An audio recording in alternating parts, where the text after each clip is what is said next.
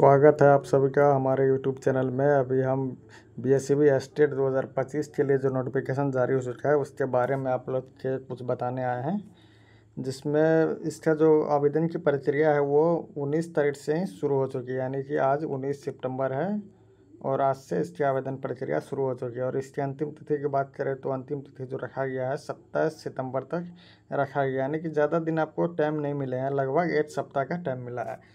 1 सप्ताह के अंदर आप लोग को फॉर्म फिलअप कर देना है। उसके बाद आप लोग को जो है इसके बाद हम फॉर्म भरने की प्रक्रिया की बात करें तो इसका जो आधिकारिक वेबसाइट है BSEBestate.org, इसी के माध्यम से आपको फॉर्म अप्लाई करना है। फॉर्म अप्लाई करने के लिए आपको सबसे पहले अप्लाई नो, वहाँ पे जो दिखेगा अप्लाई नो क्लिक करके आपको अगले पेज पे एस्टेट के लिए जो वहाँ दिखेगा उस पर क्लिक करके टेस्ट का लिंक खुल जाएगा। लिंक खुलने के बाद आपको सबसे पहले एप्लीकेशन के लिए पेमेंट करना पड़ेगा, एप्लीकेशन फ़ी देना पड़ेगा।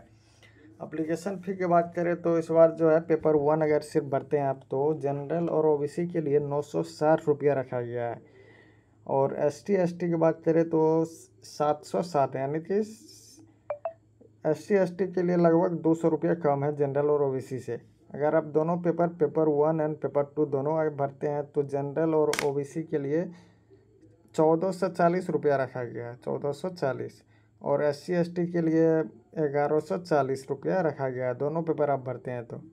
और दोनों पेपर अगर पेमेंट करने के बाद आपका एप्लीकेशन का आगे प्रोसेस बढ़ेगा। आप उसके बाद एप्लीकेशन आगे बढ़ने के बाद आपको कुछ ज़रूरी डॉक्यूमेंट जो आपको लगेगा फॉर्म फिलअप करने में वो है 10th का मार्कशीट लगेगा आपको, जन्मतिथि के लिए 10th का मार्कशीट। उसके बाद 12th की मार्कशीट देना पड़ेगा आपको। उसके बाद ग्रेजुएशन सर्टिफिकेट एंड मार्कशीट दोनों लगेगा। फिर उसके बाद पोस्ट ग्रेजुएशन PG जो किए हुए हैं उसके लिए PG का मार्कशीट लगेगा और सर्टिफिकेट लगेगा। फिर BEd का सर्टिफिकेट लगेगा। और अन्य शैक्षणिक योग्यता अगर आप कुछ करके रखे हैं जैसे कि बिलिस हो गया, PGDCA हो गया, BTech हो गया, अन्य भी जो भी कोर्स आप किए हुए हैं अगर लागू हो तो आप यहाँ पे अपलोड कर सकते हैं। और बिहार के जो मूल निवासी है उसके लिए आवासीय प्रमाण पत्र अगर आप डालते हैं तो आपके लिए आरक्षण का लाभ मिलेगा। ये बिहार के लिए बहुत ही महत्वपूर्ण है, आप अपना आवासीय प्रमाण पत्र ज़रूर लगाएं इसमें।